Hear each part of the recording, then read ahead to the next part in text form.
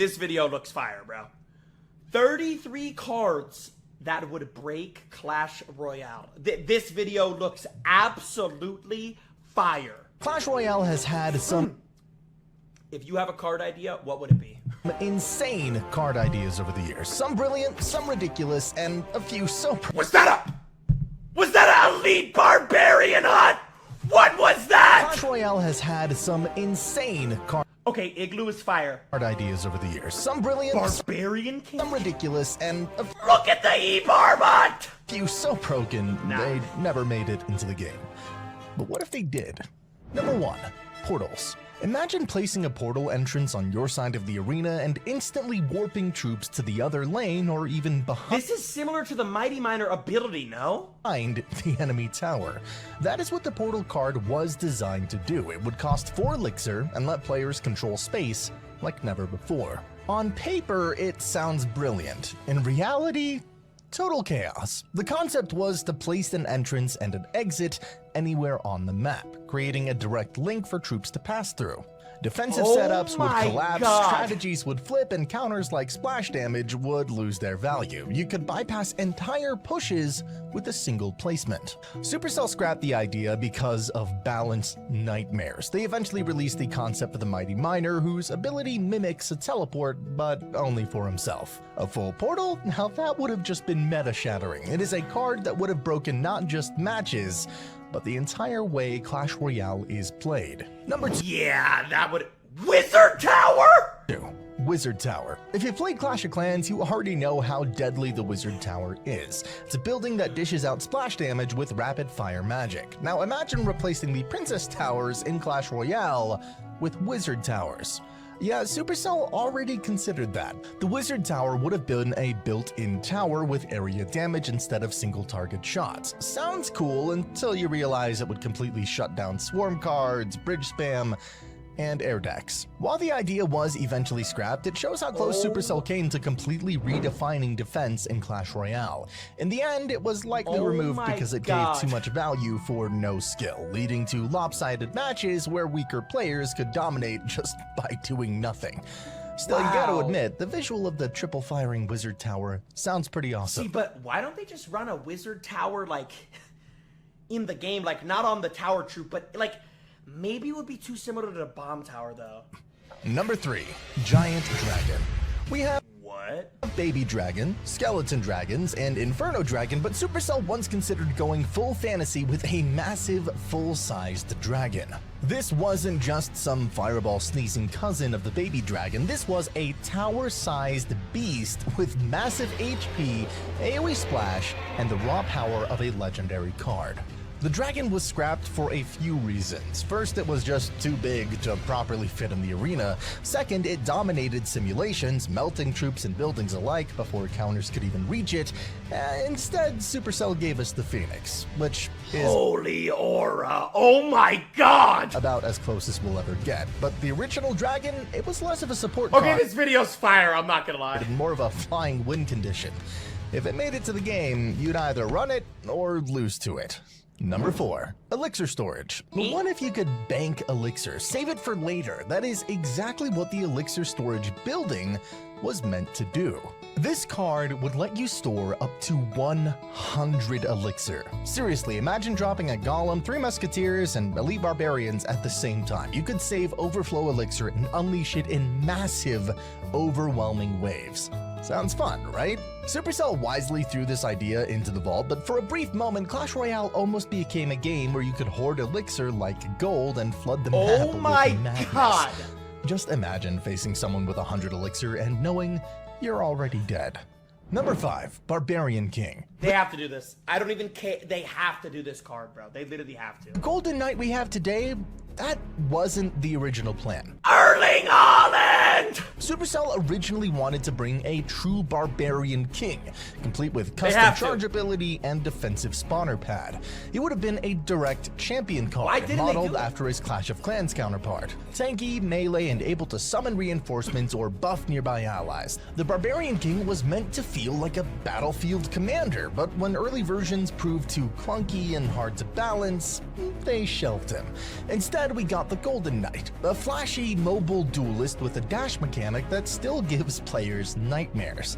But let's be honest, a fully functional Barbarian King charging down the lane with spawn troops behind him, that is not a champion. That is a win condition disguised as a leader. Bro. We might have missed out on one of the most iconic cards that could have broken the ladder in style. By the way, if you are enjoying this so far, please consider subscribing. It's free, and you can always change your mind later. Thanks. Number 6, Elite Barbarian Spawner.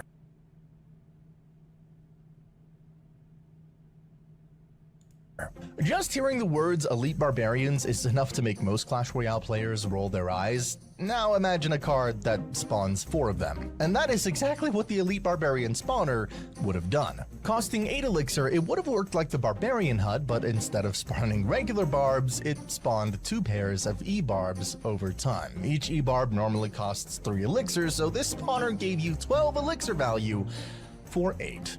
And worse, it created non-stop lane pressure. 12 elixir value for 8. Defend one wave of Elite Barbarians, and by the time you counter-pushed, another wave was coming. Supercell scrapped this idea quickly, likely after realizing how toxic it would make mid-ladder. Combine this with Rage or Lumberjack, and you'd create an endless death loop of bridge spam that no one could have. Also, tell me why every time Clash Royale posts a TikTok, the top comment is always anything but Mega Knight Hut. Like, in the right if hand, they added a Mega Knight Hut, the game would be unplayable. And it wouldn't just break the meta, it would break your soul. Number 7, Trojan Horse. Take the concept of Battle Ram and crank it up to 11. That is the Trojan Horse, a giant wooden siege card that slowly rolled toward enemy towers like a ticking time bomb. Wait, but here's what? the twist. The Trojan Horse didn't just charge and break. Once it reached a tower, it exploded, destroying everything in the area, and then deployed troops hidden inside, essentially combining damage, You could hide anything you want in it? distraction, and a push all in one. It would have cost 6 elixir and been considered a moving building, making it the first of its kind. That alone broke the design rules Clash Royale follows. Buildings So they were actually gonna do this. don't move, and siege units don't explode and deploy support. Supercell killed the idea because there was no clean counter to it. You couldn't kite it like a building, and if you didn't stop it early, you'd eat an explosion and a troop wave. Balance-wise, this thing was a nightmare waiting to happen. Number 8, Mini Sparkies. Yeah. Heard that right. Mini Sparkies. Supercell once played with the idea of tiny Sparkies that What? were pretty adorable and hit like That a is truck. not Each Mini Sparky adorable! would deal the same massive damage as regular That is Sparky, terrifying! but with low HP, making them vulnerable to spells like Log and Zap. They'd spawn as a group, probably 2 or 3 at a time, and cost around 9 elixir. In theory, it sounds fun, but in practice, terrifying. Imagine failing to counter a group of mini Sparkies. One slips through, charges up, and one-shots your tower. That is a mistake that you wouldn't get to make twice. Now imagine dealing with them every game in mid-ladder. While the animation for mini Sparkies looked amazing, the reality is that it would have introduced way too much burst damage into the game. One wrong move and you're 3 crowned in under a minute. Supercell. I thought the dev team was insane. After 7 minutes of watching this video, I know they're insane.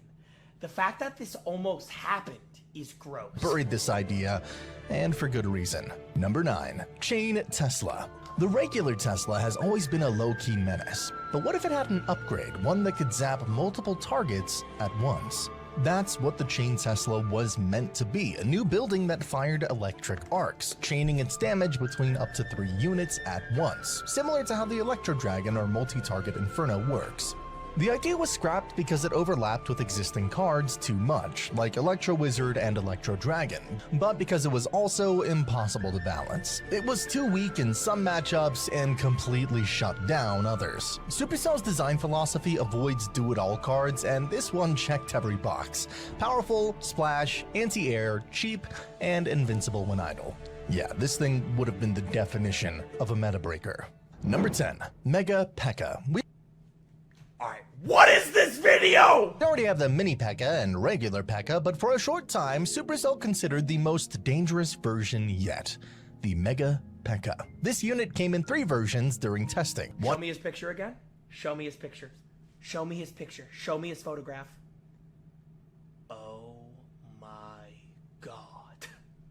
This unit came in 3 versions during testing. One form had infinite damage but super low health, similar to the super mini pekka in the seasonal modes. One version spawned a mini pekka on death and another only targeted towers, acting like a walking doomsday machine. It would have been a legendary drop with costs ranging from 7 to 9 elixir depending on which version was being tested. But here is the problem. All 3 versions were completely broken. Infinite damage meant no counterplay. Spawning a mini pekka on death gave guaranteed trade value, and a pekka that ignored everything except towers, that was a nightmare. Supercell shut down the mega pekka idea before it got out of the lab, and good call, because this thing would have ended defense as we know it. Number 11. Multi-target Inferno Tower. What? Bro, what? Now we all know how terrifying a single Inferno Tower can be when it ramps up. Now imagine one that could do that to multiple troops at once. The multi-target Inferno Tower was inspired by its Clash of Clans counterpart, which deals ramping damage to multiple enemies in a chain-like pattern. In Clash Royale, this would have meant splitting that deadly laser across 2 or even 3 units simultaneously. It was designed as a counter to swarm-heavy pushes, bridge spam, and tank support combos, but in testing, it turned out to be way too efficient. Supercell scrapped the idea, not just because it was overpowered, but because it completely killed strategic diversity. When one building can counter everything, there's no room left for creativity or comeback potential. This one would have broken the meta beyond repair. God. Number 12. Gift Spell. At first glance, the gift spell sounds festive and fun, but it was dangerously close to turning Clash Royale into a slot machine. Here's how it worked. Casting the gift spell would randomly summon any one card in the game, even if it wasn't in your deck. Yeah, even champions, even evolutions, even win conditions you didn't bring with you. There was no reliable counter strategy. The chaos was part of the appeal, but Supercell ultimately scrapped the idea. The last thing Clash Royale needed was more uncontrollable RNG. Number 13. Hologram Tower. A fake building designed to trick your opponent. It looked like a normal tower to your enemy, but in reality it did nothing. No attack, no defense, just a hologram taking up space and baiting out spells or misplay. Who in their right mind would fall for that? A toddler? It was essentially a mind game card. This could have been used to bait a fireball, block troop pathing, or Who would fireball that? even trick an opponent into ignoring a lane. Supercell axed the concept, deciding that Clash Royale wasn't built for high-level bluff mechanics. Still, the idea of a fake tower lives rent-free in many players' heads. Number 14. Bear Trap. The Bear Trap was a 4 elixir epic card that worked like an invisible mine, hidden on the battlefield until a troop stepped on it. Once triggered, it would deal massive single target damage, enough to destroy most support troops or heavily injured tanks. It was a direct nod to the trap mechanics in Clash of Clans, designed to punish predictable pathing or brute force pushes. Dude, Sounds great, that would be so good against a hog. right? Here's the problem. It was completely invisible until triggered, which made it nearly impossible to play around. Supercell scrapped it because it made the game feel unfair. Getting punished for playing normally without a chance to react doesn't feel like a skill issue. It just feels cheap. The Bear Trap was too sneaky for Clash Royale's reactive combat style. Number 15. The Ghost. Before the Royal Ghost became the beloved stealth assassin we know today, Supercell experimented with an alternate version, simply called the Ghost. This version was more stylized, darker, creepier, and carried a long chain weapon. It looked like something straight out of a Halloween skin pack. That's terrifying. It was meant to be a legendary troop with stealth, splash, and a slightly higher cost. Visually, it was stunning, but Supercell decided against it, saying the unit didn't look holographic enough to fit into the Clash Royale world. Number 16. Invisible Spell. This one's a fan concept, but it Dude, I actually heard about this. This one is such a good idea. Listen to this. caught a lot of attention for how insane it could be. Imagine a spell that makes your troops completely invisible to enemy defenses. No targeting, no counterplay, just pure stealth. The original idea had it at 2 elixir, which would have been totally broken on something like Hog Rider or Sparky. Some versions bumped it up to 4 elixir, gave it a short radius and limited duration, but even then, it would still be devastating. A well-timed invisible spell could let a high-damage troop walk straight through defense and hit towers before anyone could react. It basically removes one of Clash Royale's core rules, reactive counterplay. Cool on paper, but in reality it would make defense feel pointless. That's why this one stays in the realm of fanfiction. Number 17, Walnut Bowling Minigame. This one isn't a card, but it's one of the coolest side mode ideas fans have come up with. A Plants vs. Zombies style minigame where you drop logs, tornadoes, and other spells to stop waves of incoming enemies. No towers, no troops, just timing and spell placement. It would have added a totally different rhythm from Clash Royale. More arcade, more chaotic, and honestly, way more fun than grinding ladder or Clan Wars 2. It's the kind of mode that could have gone viral, especially with casual players. Still no sign of it ever happening, but man, we can dream. Number 18, Tower Defense Mode. This fan-made idea turns Clash Royale into a full-on tower defense game. Oh my god, like balloons? Place troops like archers, magic archer, or dart goblin on preset tiles, upgrade them round by round, and try to survive increasingly difficult waves. You have to manage elixir, pick upgrades, and playing your defense like Bloons TD meets Clash Royale. It doesn't touch ladder or ranked play, but adds replay value, daily engagement, and tons of potential. Let's be honest, this would have been a way better use of dev time than Clan Wars 2. Number 19. Empty Tower. What? This one is wild. A buildable tower shell where you insert a ranged unit like Musketeer or Magic Archer, and it becomes a temporary defensive building. What? It gives the troop bonus range and protection for about 30 seconds, letting you reposition and protect key units mid-match. People even joked about it being a champion building or a Diamond Pass exclusive. It's definitely cheesy, but it's also high skill if balanced right. Still, it walks the line of turning Clash Royale into tower defense inside tower defense, which could be either amazing or totally cursed. I mean, just imagine placing Evo archers into a tower. Number 20, the fan building. Inspired by Clash of Clans, this fan idea introduces a fan building that constantly pushes enemy troops away in a straight line for 20 seconds. It doesn't deal damage, but it is pure disruption. Ground, air, doesn't matter. You drop this thing and it just blows everything back. People suggested making it super expensive, like 7 or 9 elixir to balance its power, but even then it could shut down entire win conditions. If it didn't push your own troops, this thing would be in every deck. It's unique for sure, but way too easy to abuse. Number 21, champion spells. What if spells had abilities like champions? Well, that's what this concept explores. One version, a golden fireball that splits into 5 smaller fireballs. Another, a rocket that speeds up mid-air if you activate it. It breaks a lot of Clash Royale's core design rules though, like predictable spell timing and static damage, but the idea is super fun. The problem would be the balancing. Too weak and no one uses them, too strong and they become completely unfair. It's a cool thought experiment, but maybe it's best left there.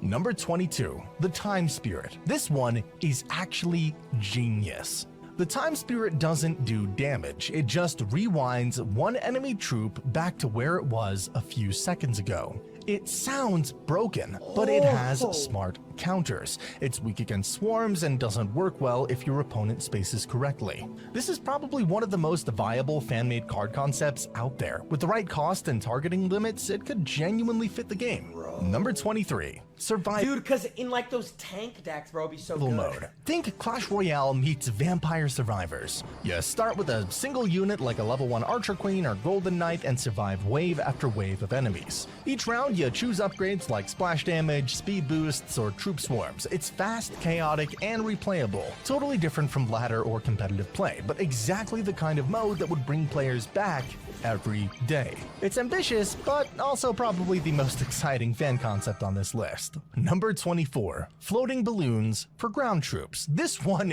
is just straight up chaos. You attach a balloon to a ground unit and for a few seconds it no, absolutely not! Flies. Suddenly your pekka is floating over buildings like it. No. What in the world is that, chat? What in the world is that? Somebody typed W. It's nothing. Ban him! To balance it, people suggested give the balloons low HP and they No, that's the worst. No, hey, out of this whole video, that's the worst idea. Imagine a pekka just balloons on top of your tower. I would throw my phone into a lake! Or duration, if the balloons get popped, your troop dies instantly. But if it doesn't, you've got a flying tank that is going straight to the tower. No. It's high risk, high reward, and pure mayhem. Number 25. Headhunter. This fan-made Headhunter concept, created by Mythic Royale, had the potential to become one of Clash Royale's most unique defensive cards. Looks like Several a bandit. versions Chad, looks were like a imagined, bandit. each one with different stats and effects, but all shared one core idea: slowing down enemies on hit. The first version featured fast hit speed, low damage, and a long range Dude, it looks like a bandit mixed with Crow from Brawl Stars. Crow! attack that applied a slowing effect. The second was more balanced, with medium stats across the board, but the third idea leaned fully into control. Slow hit speed, very low damage, but a massive slowing effect, designed to stall even the biggest pushes. Essentially, it would function like an Now, I was ice about to say, it's similar to the Ice Wizard. So they did the card art and everything for it, but they never released it. wizard without splash, but with higher HP to make up for its lack of area damage. A pure support card. It's unlikely Supercell will add it, but with some polish, the Headhunter could be a meta-defining favorite. Number 26. Ice Minion. This one is deceptively simple, but potentially game-changing. The Ice Minion would look and feel like a regular minion, but with a twist. Way more health and a completely different role. Instead of supporting pushes, this minion would be a flying win condition, targeting It's a mega minion that freezes when it dies. Imagine that behind a giant. only towers. It wouldn't hit troops, it wouldn't play defense, it would head straight for the enemy's princess tower. And here's the kicker: when it dies, it explodes Oh, no, it'd be insane with Hog Rider. Literally insane. with a freeze effect, locking everything nearby and dealing AoE damage. It's like combining a minion, free spell, and death damage into one unit, and giving air decks a fresh win condition outside of Lava Hound. Number 27. Ice Dragon. Now this one would be seriously cool. I guess literally. Think Baby Dragon, but with a frosty twist. Instead of spitting fireballs, the Ice Dragon would launch snowballs or ice spirits. The concept is simple but brilliant. Slightly less Launch snowballs? Simple but brilliant. That sounds like a nightmare! damage than Baby Dragon, but with an added Dude, every time he spits, it's 2 elixir. I can't even look at this. Who is designing this? slow effect on everything it hits. That means that support troops, swarms, and even tanks Chat, would move this would be literally, like, broke W concept? Ban him! slower, giving you more time to react, defend, or build a counter push. It's not game-breaking, but it adds a fresh layer of control What? Okay.